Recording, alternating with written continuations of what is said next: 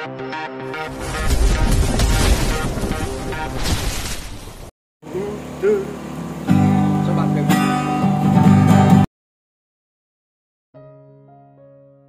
51. Terpaksa menikahi Nyonya Presdir. Zain tengah membantu Sea mengeringkan rambut panjang wanita itu yang basah akibat mandi bersama yang mereka lakukan. Sea hanya diam menikmati apa yang suaminya lakukan pada rambutnya. Setelah selesai, Zain menyisir rambut Sea dan menangkup wajah cantik istrinya itu yang terlihat polos tanpa make up. "Udah enggak ngambek lagi kan?" tanya Sea. "Masihlah. Kan belum jadi bayinya, jadi aku masih ngambek," jawab Zain yang membuat Sea kesal. "Terserah deh." Wanita itu naik ke atas ranjang, ia berencana untuk tidur sebentar karena tubuhnya yang terasa lelah. Tak disangka, Zain turut naik ke atas ranjang dan memeluk istrinya itu. "Zain geseran sana," omel Sea. "Kenapa? Kamu gak suka? Lebih suka ketupat gosong itu, iya?" sewot Zain dengan tatapan tajam. Sea menghela nafas kasar, ia pun akhirnya pasrah daripada suami kecilnya itu kembali merajuk. Tak ada tenaga lagi untuk membujuk Zain, jadi Sea membiarkan apa yang pria itu ingin lakukan saat ini. Walau begitu, Sea tetap mengelus kepala Zain untuk memberikan rasa nyaman untuk suaminya itu. Sea kembali teringat obrolannya bersama Felix di rumah sakit sebelum Zain datang. Tatapan wanita itu mengarah pada langit-langit kamarnya. Felix menceritakan semua kejadian yang ia alami pada dirinya, dan juga tentang Yasmin yang berada di penjara. "Aku sudah melaporkan Yasmin ke polisi dan kembali membuka kasus kekerasan yang dia lakukan pada Asril," celetuk Felix yang mana membuat Sea beralih menatapnya. Felix menatap Sea dengan mata berkaca-kaca. Dalam hatinya, Felix masih berharap ia dan Sea dapat kembali. Pernikahan mereka memang tak sampai 6 tahun, tapi tetap saja banyak kenangan yang mereka lalui. Sampai, ujian menerpa rumah tangga mereka dan Felix gagal melewati ujian itu. Sehingga, rumah tangga mereka tak dapat lagi diselamatkan. "Bukankah kamu sendiri yang memohon padaku untuk melepaskan dia saat itu?" heran Sea. Felix mengangguk pelan, "Saat itu aku kasihan padanya, karena dia masih mengandung dan lagi, anak pertamaku dan dia masih membutuhkan ibunya. Tapi sekarang tidak lagi, aku akan tetap menjebloskan dia ke penjara. Aku akan menebus kesalahanku pada Asril. Dialah korban sesungguhnya dari keegoisanku selama ini." Sea menatap tak percaya pada mantan suaminya, dia ragu dengan apa yang Felix katakan. Secara, pria itu tak pernah menghargai kehadiran anak-anaknya. Bahkan, Sea tak tahu bagaimana nasib kedua putri Felix yang ada di rumah. "Sampaikan maafku pada Asril, ku harap dia memaafkanku. Tolong, jangan halangi aku bertemu dengan kedua putraku. Bahkan, Kai sampai tak mengenaliku sebagai ayah kandungnya. Aku kira, kepergian orang tuaku adalah hal tersakit yang pernah aku rasakan. Ternyata, lebih sakit mendengar putraku sendiri tak lagi menganggap aku dedinya." Lirih Felix seraya mengusap air matanya. "Felix, aku tak pernah mengajarkan Asril untuk membencimu. Mungkin, hatinya sudah terlanjur sakit karena diabaikan olehmu. Dia tak mendapatkan sosok seorang ayah darimu dan dia mendapatkan hal itu dari Zain. Sedangkan Kai, maaf. Aku sengaja tak mengenalkanmu padanya. Aku harap, kamu tak melakukan hal yang sama pada kedua putrimu," ujar Sea dengan tatapan lekat. Felix mengangguk, "Aku akan memperjuangkan hak Asril, Yasmin harus dihukum sesuai aturan yang berlaku. Aku juga sedang proses cerai dengannya." Sea mengangguk singkat, ia tak mau mencari tahu lebih dalam mengapa Felix memilih untuk berpisah selain karena kekerasan yang Yasmin lakukan saat itu. "Sea, seandainya waktu bisa diulang, aku tidak akan mengkhianati pernikahan kita. Tapi semuanya terlambat, sekarang kamu sudah menjadi milik orang lain. Sea, kamu melamun. Teguran Zain membuat Sea tersadar dari lamunannya. Wanita itu beralih menatap Zain yang tengah menatapnya dengan tatapan khawatir. Zain, mungkinkah kondisi kesehatan mental Yasmin terganggu? Dia berani menusuk Felix sampai segitunya. Untung saja, aku mengambil hak asuh Asriel. Jika tidak, aku tak yakin bisa bertemu kembali dengan putraku atau tidak. Lirik Sea dengan suara bergetar. Ya, mungkin saja. Kan harus ada pemeriksaan kondisi jiwa dulu. Kalau terbukti ada gangguan, dia pasti akan direhab dulu sebelum melaksanakan masa tahanannya. Sudahlah, itu urusan mereka bukan urusan kita. Zain mengelus punggung Sea, dia berusaha menenangkan istrinya itu. Bagaimana dengan kedua putri mereka? Apalagi yang masih bayi, dia butuh susu ibunya kan? Melihat sifat Felix, aku tidak yakin dia bisa merawat putrinya dengan baik. Lirik Sea. Zain menghela nafas pelan, hatinya terasa panas saat istrinya mengkhawatirkan anak mantan suaminya. Tanpa diduga, Zain justru menindih Sea yang mana membuat wanita itu membulatkan matanya. Zain, pekik Sea di bawah kungkungan suaminya. Sepertinya aku harus membuatmu hamil, agar kamu fokus pada anak kita dan tak lagi membahas tentang anak orang lain. Bisik Zain yang mana membuat Sea merinding mendengarnya. Tapi kan tadi Tok, Dedi, bisa temani Asriel belajar. Zain langsung lemas seketika. Sea hanya tertawa kecil, ia mengusap kepala suaminya yang berada di atas D4-danya. Zain merengek kesal, ia tak jadi melakukan niatannya tadi. Sana, Asriel nungguin tuh. Usir Sea. Perasaan diganggu terus. Rengek Zain. Namanya juga nikah sama janda, hadapi resiko diganggu anaknya. Ledek Sea. Cek, untung sayang. Cicit Zain sebelum memutuskan untuk beranjak berdiri dan menghampiri Asriel yang tengah menunggunya. Sea hanya bisa menggelengkan kepalanya. Wanita itu merasa lucu dengan sikap. Zain, ngomong-ngomong tentang anak, memangnya benar pria itu serius ingin memilikinya dalam waktu dekat? Entahlah, Sea juga bingung dengan tingkah suami kecilnya itu. Pagi hari, Kai berlari keluar rumahnya seraya membawa mangkok. Ia menunggu tukang bubur yang lewat pagi ini. Dengan senyuman mengembang, Kai berjongkok tepat di depan pagar rumahnya. Matanya tak sengaja menangkap ke arah seekor anjing yang sedang berjalan-jalan bersama majikannya. Kai, lagi nunggu apa? Tanya pria pemilik An1 nanogram itu. Sepertinya dia mengenali Kai, maka dari itu dia menyapanya. Kai lagi nunggu bubul. Itu anjingnya milik Kayak punya Kai. Seru Kai dengan senyuman mengembang. Oh ya, Kai punya An1 nanogram. Sahut pria itu dengan ramah. Cebental. Kai berlari masuk. Tak lama, ia kembali seraya membawa kambingnya. Melihat hewan anjing yang Kai maksudkan, membuat pria itu terlihat bingung. Ini anjing Nakai. Seru Kai dengan semangat. Itu beneran An1 nanogram. Tanya pria itu dengan ragu. Iyalah. Seru Kai dengan bangga. Gok, gok, gok. Anjing milik pria itu terus menggonggong ke arah kambing milik Kai.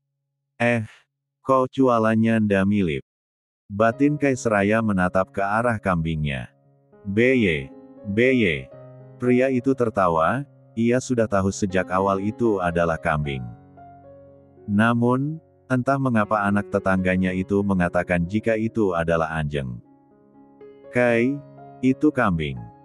Bukan An1 nanogram, kalau anjing suaranya kayak An1 nya omni. Kalau kambing beye. Hahaha. Kamu dapat anjing model gitu di mana? Ledek pria itu. Kai melengkungkan bibirnya ke bawah, ia segera membawa kambingnya masuk dengan menahan tangisnya. Sedangkan di ruang makan, tampak Sea tengah mengambilkan sarapan untuk Zain. Keduanya sesekali bercanda dan melempar senyuman manis. Namun, senyuman mereka luntur saat melihat Kai kembali pulang dengan kambingnya yang ada di gendongannya. "Loh Kai, katanya mau beli bubur. Kok malah mainan kambing?" cetus Sea yang membuat Kai menangis keras. "Hua, benelan kambing Hicks. Bukan gugu ujuk. Kai kan mintanya guguuk, bukan balang palcu begini, Hua." Iya, keceplosan aku." ringis Sea seraya menutup mulutnya. "Hais nih anak drama mulu. Udah sini kambingnya, biar oma masak aja," seru Daisy berniat menghampiri cucunya itu. "Jangan, Hua." Kai memeluk kambingnya dengan erat. Nih gentong berjalan ya. Sini, daripada kamu nangis terus. Kambingnya mending oma gulai aja, sini." Kai segera membawa kambing itu pergi, meninggalkan Daisy dan yang lainnya menggelengkan kepala mereka dengan pasrah. "Kamu tahu Zain, waktu hamil si Kai, Sea gak pernah mau makan di piring. Maunya di baskom terus, makanya gitu tuh jadinya. Banyak aja dramanya." Iyakah? Muomi. Sea merasa malu, ia tak ingin lagi mengingat kejadian memalukan tentang itu. Bab 52. Zain yang selalu pulang menjelang malam membuat Sea merasa curiga. Wanita itu sesekali bertanya pada Zain, urusan kuliah apa yang menyebabkan ia sampai pulang malam. Hanya saja, Zain selalu mengelak dan mengatakan jika dirinya ada job menyanyi. Tapi, Sea merasa ada sesuatu yang aneh. "Ada job lagi? Besok ada lagi gak? Aku ikut aja kalau gitu," ujar Sea saat melihat suaminya masuk ke dalam kamar. Pria itu baru saja kembali di jam 11 malam ini. "Besok aku libur kok," sahut Zain dan beranjak masuk ke dalam kamar mandi. Sea menghela nafas pelan, ia merasa aneh dengan sikap Zain belakangan ini. Pria itu selalu pulang dalam keadaan lelah. Bahkan, keduanya jarang sekali memiliki waktu karena kesibukan masing-masing. Zain keluar dari kamar mandi, wajahnya terlihat lebih fresh dari yang sebelumnya. Pria itu berjalan menuju lemari dan mengambil pakaian tidurnya. Sea tak peduli apa yang Zain lakukan, ia berusaha memejamkan matanya dan memunggungi pria itu. "Apa anak-anak rewel tadi?" tanya Zain saat memakai kaosnya.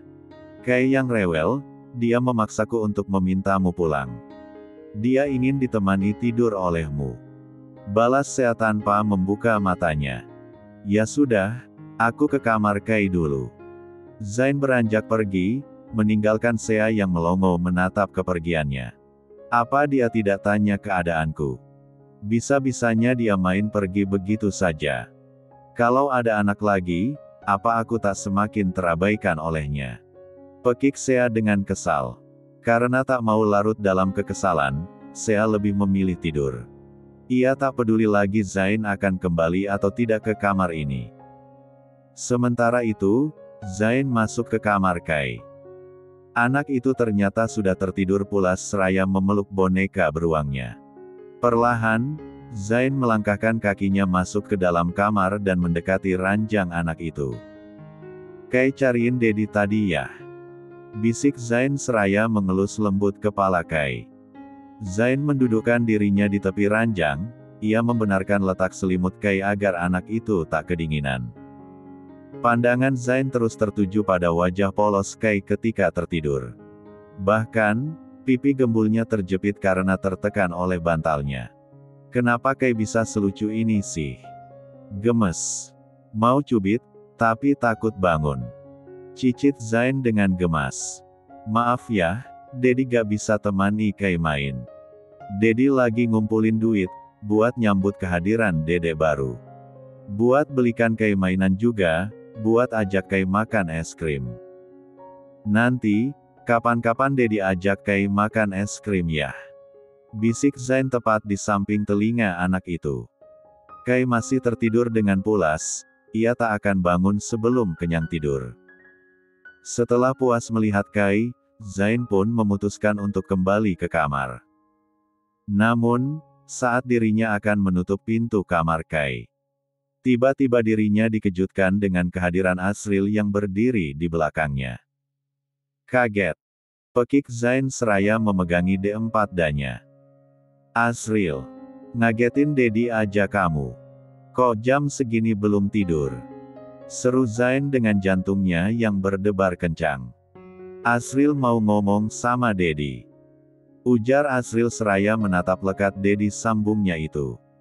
Zain menghela nafas pelan, ia menyisir rambutnya ke belakang dan menatap anak tampan itu dengan serius. Ada apa? Dedi jadi ojol. Perkataan Asriel membuat Zain membulatkan matanya. Ia segera membekap mulut Asriel dan menatap sekelilingnya. Khawatir, ada yang mendengar obrolan mereka. Jangan kencang-kencang. Please, jangan sampai Momi sama Oma tahu. Bisik Zain dengan tatapan penuh harap. Asriel menarik paksa tangan Zain dari mulutnya, ia merasa kesulitan bernafas. Tersadar, Zain segera menarik tangannya. Ia lalu menatap Asriel dengan tatapan memohon. Please, jangan kasih tahu Momi dan Oma ya. Asriel menghela nafas kasar, ia ingin mengatakan hal ini pada sang Momni sejak awal. Namun, ia memilih untuk menunggu Zain pulang dan menanyakan langsung pada pria dewasa itu. Asriel enggak sengaja lihat Dedi di depan sekolah, pakai jaket ojol. Dedi ngapain jadi ojol? Bukannya Dedi kuliah. Kenapa Momi dan Oma gak boleh tahu? Protes Asriel. Asriel, Dedi seorang suami dan ayah sekarang. Dedi harus memberi nafkah pada kalian, sebagai bentuk tanggung jawab. Dedi sengaja merahasiakan hal ini agar kalian tidak malu. Dedi hanya bisa jadi ojol, karena pekerjaannya yang tidak mematok waktu. Jadi, jangan bilang Oma dan Momni ya. Asriel terdiam, ia memandang lekat mata Dedi sambungnya itu. Aku tidak bisa janji Dedi. Setelah mengatakan itu, Asriel beranjak pergi. Meninggalkan Zain yang mengempat-ruk kepalanya dengan frustasi. Kalau gak ngojol kerja apaan? Tiga pet. Kan gak mungkin. Rengek Zain seraya mencak-mencak kesal. Sea baru saja keluar dari kantornya, ia berencana makan siang di luar. Wanita itu memarkirkan mobilnya di sebuah kafe, ia pun berniat akan turun dari mobil. Namun, tatapannya tertuju pada motor milik suaminya yang terparkir di hadapan mobilnya. Tak lama, datanglah Ricky mendekat pada motor itu dan menaikinya. Itu teman Zain kan? Gumam Sea. Ia bergegas turun dari mobil dan berlari kecil menghampiri Ricky yang bersiap melajukan motor itu. Tunggu sebentar. Seru Sea yang mana membuat Ricky terkejut melihat kehadirannya. Si Sea. Ricky panik, ia segera turun dari motor Zain dengan perasaan yang tak karuan. Sea mengamati motor milik suaminya, lalu tatapannya beralih menatap Ricky yang terlihat gugup. Ini motor Zain kan? Zainnya mana? Tanya Sea dengan tatapan penuh selidik. Itu. Zain. Zain lagi kuliah. Iya, kuliah. Dia lagi titipin motornya di sini. Seru Ricky dengan gugup. Sea menyipitkan matanya, dia merasa Ricky telah berbohong padanya. Wanita itu segera membuka tasnya dan mengambil ponselnya dari sana. Lalu, ia menghubungi seseorang dan mendekatkan ponselnya ke telinganya. Halo, iya saya ingin membuat laporan atas kasus pencurian motor. Iya Pak, Bi. Kita tukeran motor. Zain yang bawa motor gue. Seru Ricky yang mana membuat Sea menarik kembali ponselnya. Wanita itu menyeringai dalam, ia hanya berpura-pura menelpon polisi agar Ricky mengatakan yang sebenarnya. Di mana Zain? Malam hari, Zain baru kembali. Pria itu kembali ke rumah Ricky untuk mengambil motor miliknya. Sesampainya ia di rumah Ricky, tanpa turun dari motor Zain lebih dulu menghitung uang yang ia dapat. Senyuman pria itu mengembang, untung yang ia dapat hari ini lumayan. Lumayanlah, 500.000. Kebanyakan dapat bonus, karena drivernya ganteng. Punya wajah ganteng ada gunanya juga. Gumam Zain dengan senyuman lebar. Pria itu pun memutuskan untuk turun dari motor dan berjalan mendekati pintu rumah Ricky. Namun, saat Zain mengangkat tangannya berniat mengetuk pintu, tiba-tiba pintu terbuka dari dalam. Pria itu mematung sejenak saat melihat siapa yang membukakan pintu untuknya. Sea. Kaget Zain. Tring. Kenapa? Cari Ricky. Dia aku usir untuk malam ini, karena aku tahu kamu pasti kesini untuk mengambil motormu kan? Aku sudah bilang, fokus pada kuliahmu dan jangan memikirkan apapun. Kamu berbohong gini, apa aku tidak kecewa? Sea menatap Zain dengan mata berkaca-kaca, membuat pria itu pun semakin merasa bersalah atas apa yang telah ia lakukan. Bab 53. Sea, tolong dengarkan aku dulu. Zain berlari mengejar Sea, pria itu begitu panik saat melihat kemarahan sang istri. Sea aku. Brak, ark. Zain memegang hidungnya yang terasa sakit akibat tertabrak pintu. Dengan tega, istrinya menutup pintu dalam posisi Zain tepat berada di depan ambang pintu. Pria itu mengusap hidungnya yang terasa sakit, tatapan matanya pun masih mengarah pada pintu. Sea, dengarkan aku dulu. Aku bekerja untuk kita. Aku seorang suami, aku bekerja untuk menghidupimu dan anak-anak. Seru Zain dari balik pintu. Mendengar adanya keributan, Daisy dan kedua cucunya datang. Ketiganya menatap Zain dengan tatapan bingung. Apalagi, melihat hidung Zain yang terlihat sangat merah. Ada apa ini Zain? Tanya Daisy. Ma, tolong bujuk Sea untuk membukakan pintu. Kami ada sedikit masalah, dan aku akan menyelesaikannya. Pinta Zain pada ibu mertuanya itu. Daisy tak mengatakan apapun lagi, dia segera mendekat ke arah pintu dan mengetuknya dengan pelan. Sea, selesaikan masalah kalian. Kamu sendiri yang sering menggerutu kalau Zain lari dari masalah. Tapi, kamu malah berbuat hal yang sama. Keluarlah dan temui Zain, selesaikan masalah kalian. Peringat Daisy. Tak lama, pintu kamar terbuka. Zain yang melihat itu segera masuk dan menutupnya. Sementara itu, Asril dan Kai saling tatap. Mereka bingung dengan apa yang terjadi pada kedua orang dewasa itu. Namun, Asril justru mencurigai sesuatu. Paling masalah Zain yang pulang telat, memang mereka ini. Dedi jadi ojol oma. Celetuk Asril yang mana membuat Daisy membulatkan matanya. Apa? Jadi ojol? Raut wajah Daisy terlihat syok, dia beralih menatap ke arah pintu yang sudah ditutup. Di dalam, Zain berusaha membujuk istrinya. Sea terus-terusan menepis tangan Zain yang berusaha memegang lengannya. Bukan Zain namanya jika menyerah begitu saja. Kini, pria itu berlutut di hadapan Sea dan memegang kedua lutut sang istri. Jangan diamkan aku begini. Marahi sajaku, maki saja aku, tapi jangan diam begini. Iya, aku ngaku aku salah. Aku udah bohong sama kamu, aku sebenarnya ngojol. Dari kapan? Tanya Sea dengan tatapan dinginnya. Zain meneguk kasar lut empatnya, pria itu menatap Sea dengan tatapan ragu. 2 bulan lalu. Ringis Zain. Selama itu kamu berbohong sama aku. Zain menunduk dalam, posisinya salah di sini. Selama 2 bulan, Sea tak mengetahuinya. Hubungan mereka pun berjalan sangat baik dan Zain pikir Sea tidak akan tahu tentang apa yang dia lakukan. Aku memintamu untuk fokus saja dengan kuliahmu agar cepat selesai.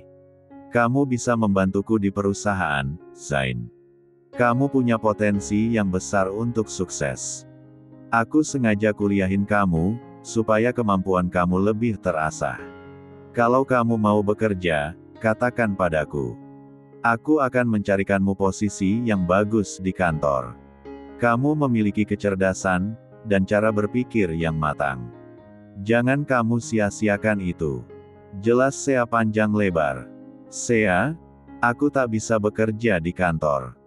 Aku tak punya pengalaman sama sekali. Makanya aku minta kamu kuliah, biar kamu dapat pembelajaran yang bagus sebelum memulai pengalaman bekerja. Sahut Sea kembali. Zain diam, dia menerima omelan dari istri cantiknya itu. Pria itu tertunduk dalam, otaknya berpikir keras bagaimana caranya ia meruntuhkan amarah Sea. Tak disangka, Sea menangkup wajah Zain. Membuat pria itu menatap manik mata indah milik sang istri. Aku menghargai setiap usaha yang kamu lakukan untukku dan anak-anak. Aku yang memintamu untuk menikahiku. Kamu yang seharusnya masih menikmati masa mudamu, sekarang harus memikirkan tentang kehidupanku dan anak-anak. Jangan membuatku semakin merasa bersalah karena sudah membuatmu terjebak dalam pernikahan ini. Lirik Sea dengan mata berkaca-kaca. Zain meraih tangan Sea, ia lalu menggigap telapak tangan istrinya itu dengan lembut. Matanya kembali menatap mata Sea dengan tatapan lembut. Saat aku memutuskan untuk menikahimu, disitulah aku memegang sebuah tanggung jawab baru. Jadi, jangan salahkan dirimu sendiri. Zain. Lagian kan, sebentar lagi aku mau punya bayi kecil. Perlu banyak uang untuk menghidupinya. Iya kan? Masa kerjaanku cuman buat kamu hamil aja, dan gak mau nafkahin. Sela Zain dengan kedipan mata nakalnya. Mendengar itu, Sea mendengus sebal. Ia menarik tangannya dari pipi Zain dan menatap kesal pada pria itu. Fokus kuliah dulu. Lagian juga belum jadi, kamu masih punya banyak waktu untuk belajar. Kalau sudah selesai kuliah, kamu bisa membantuku di perusahaan. Apa kamu tidak kasihan dengan istrimu ini yang setiap hari harus bekerja ham? Ucap Sea. Belum jadi juga. 2 bulan kan kita usaha buat, rajin juga kok aku buatnya. Kok belum jadi ya? Lirik Zain seraya menatap bingung ke arah perut Sea yang masih datar. Pokoknya, aku gak mau lihat kamu ngojol lagi. Kamu harus fokus kuliah dan selesai dengan cepat. Setelah itu, aku akan memberikanmu kesempatan untuk mengurus anak cabang perusahaan terlebih dahulu. Kalau sampai aku tahu kamu bekerja lagi di sela jam kuliahmu, gak akan ada bayi kecil. Paham? Sea mengancam suaminya agar pria itu menurutinya. Dengan cepat, Zain menganggukkan kepalanya. Tak akan lagi membuat Sea marah.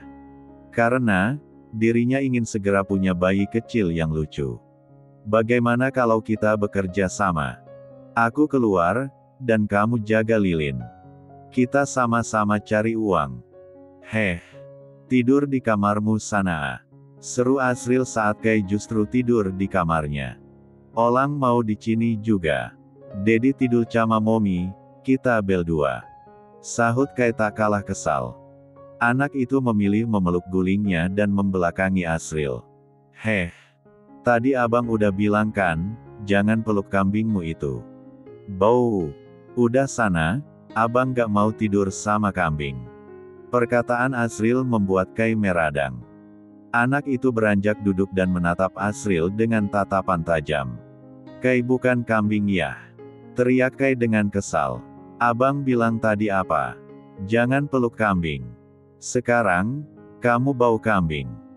Ketus Asril dengan kesal, ia mencium aroma kambing dari adiknya itu. Kai mendengus sebal, ia menggosok ketiga teknya dan mencium aromanya sendiri.